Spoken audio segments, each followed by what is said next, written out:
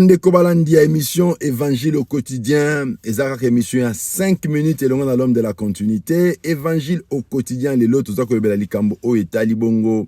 Mutema mabe na katkat na bande kwa libota moko. Mutuma yabisinga vraiment papa to so comprendre te yang mutema mabe o yekomi makasi na kat na ba membre ya famille moko. Bande ko babota mi papa moko mama moko. Bande ko obaza na katkat na libota to bengi famille élargie, tout comme pe famille restreinte. Pona bandi so ba africain, ba bloko neza la tête to akaka bande ko. Mais mutema mabe koti na katkat na mitema ya bat na ba mabota. Okuta penza ke yaya azobundisa leki oya tikeli libele. Akomi même prêt ya koboma ye. Tele kindoki. Akene kotanda kwa nganga. Akene kotonga tonke partout pour nous détruire. Et vice versa. On a un petit frère. Azokota yaya na intoki. Aza même prêt. Ya koteka ye baboma ta koboma. Nini baza ko welela. Et pourquoi ce phénomène est en ampleur na mokona lelo na sena moi. Ah. Évangile quotidien. Et puis ça biso biyano. Bien aimé boye Bible binabiso. Tous les cieux, il n'y a rien de neuf. Tout ce qui était hier, c'est ce qui est aujourd'hui yaya. Na sena moi, et le quoi c'est que ça na ngote. Ba événement auto ba phénomène tout ça ko vivre.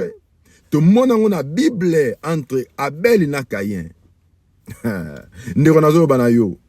Et to za bana mike. Ils aura passé mingi pour yeba que yaya intel azarandoki to le kikingani azamuta misala mabe. Parce que bozaba na mike, comme le cœur de l'homme est tortueux et caché, nyo se batem na kat oyeba ngondengeni. Mais le temps, c'est le temps qui révèle l'identité de tout un chacun. Ndeko moko na kat na moko na biso Congo démocratique kuna ayemba l'apôtre Lifoko du ciel que je salue en passant. Ayemba lobby, c'est le soir qui détermine nos origines. Ndeko nazo banayo soso akenda rotambola par-ci par-là mais na pourquoi ndeko yeba adresse à soso azo toujours na ndako kota rutaki na pourquoi ndeko yeba vraie identité ya mutu. Le temps nous permettra de repérer la vraie nature. Et on a zo banayo pe mutazo na baninga lelo. Les vrais amis c'est au fur du temps ndeko yeba vrai ami. Il y a des gens qui sont bien avec toi et bozana on eloko moko te bozana ba mpiaker bino nyonso. Banda ko bimisa sikasiko ba vertu, banda ko bimisa ba talent, pe destiné na yeba na ko se tracer que yo komi muto abozui. Et ya tel muto amobola, c'est là où le bas blesse. Nde ba problème e banda rande wana. Tango moto nyonso komi ko bimisa sikasiko ba identité ya destiné na ye, et toi la moto komi ko gang e bani ko moni sama, nde place o kindo ki aka ko botama. Abel na kemba ze bande koti. Bande ko tambola toujours partout bango mibale. Ba parents batika bamba qui ensemble pourquoi? C'est parce qu'il les faisait confiance, parce qu'il a l'habitude à mabongo. Mais makamwe bandi jour nini. Le jour où offrande Abel nzamandimi yango, tandis qu'à rejeter Oya Caïn. C'est là où le combat a commencé. Pourquoi eboza bana mike? Nanu te mutu abandi ko libérer ba talent za na kati na ye, et toi là bandi ko se manifester te, oko yeba jamais kindo ki yaya to kindo ki aleki na yo. Bitumbe bandi bien à partir à Muninga Bali. Yé koto liba les ouïmi problème pour na yende bitumbe bandaka. Je vous dis la vérité, mes amis. Même Esaouna Jacob Bamapasa, bitumbe bandaki ndenge nini. Esawa comprendre que maman salinga jeu. Héritage et que pas petit frère. Et il y a très les mêmes réduits. Ndabani ko jirabi, le jour de la mort de mon père arrivera et je tuerai Jacob mon petit frère. Nazo bana yo ndeko nanga bana ko sala attention. Et obani ko mona ke vie bani ko sourire yo, na bitu bana ko taxer bande ko na lokola bandoki. Mais sagesse oyo ya Bible était ya yo. On comprendre que tu n'es pas appelé à tout exposer. Avant bana ko kabali solo ndeko nanga na bande ko na yo, ezala bobota ma papa moko, to maman moko, ata ba cousin, ba cousine, ba noko ba tata moi si, sois rassuré que bazami tema ko supporter yo en saison na yo ya gloire. Mais ce retourna ba famille moko boye. Oyo batu bazara na du mal ya ko croire pe ko accepter que bande wana ba bazala propulser ba mata ba fulama ndeko na zo bana yo zala muto à discrétion. Aïe aïe aïe.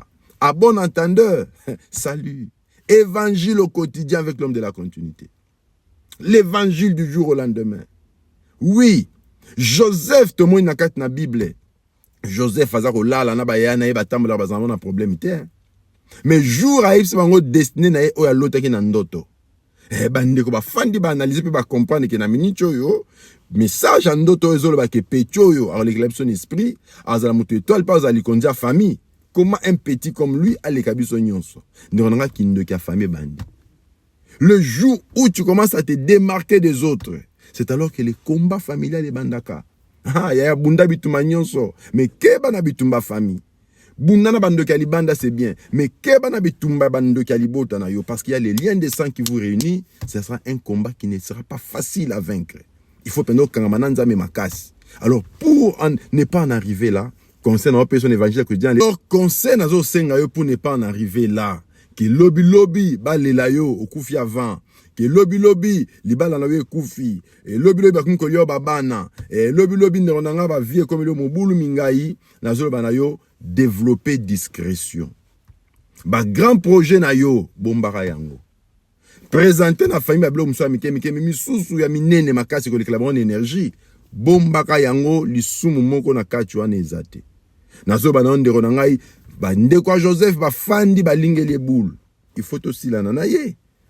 Raison zanini babi poto tala côté nini ba ndoto ne ba grand projet na yoana akokisa yango. Yum tozo na kati ba sentiment familial. Nga famille qui ndokeza la katende konanga toutes les familles kincho rezali. Ça dépend à ne baza ko manifester yango. Mais yom tozo li bakuma lam ya famille akimia bien, beau travailler ensemble. Moi je vous ai toujours encouragé de travailler en famille le kola ba ndonso wa Westaf ba wara.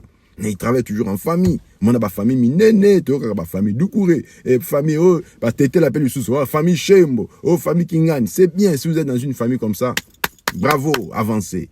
Mais yo mutozo remarqué que la famille na bino mutanga bimsa mutu donc akufi tala bien la liste bato akufa na famille na bino pauvre intel pauvre Julien Razalaka mais makamba pas si boye kolela bona famille ngeza la terre problème de ça déjà ça résolva kiango et pauvre Jean-Pierre Razalaka ndona pourquoi ka ba pauvre ndé bazeki bato malamu pourquoi ka ba pauvre ba kufa ndé bazeki bato ndé kosunga comprend que famille na bino eza famille a bien té et on salaka confiance té alors je te prie Tonto mona lisusu o vivre ta molai peut-on na ba projet na yo ko botambuma biso ba misuso yo to bénéficier ta na sima na yo alors zana motema discrétion bombara ba secret bombara ba grand projet pour que o vivre ta molai na sena moi.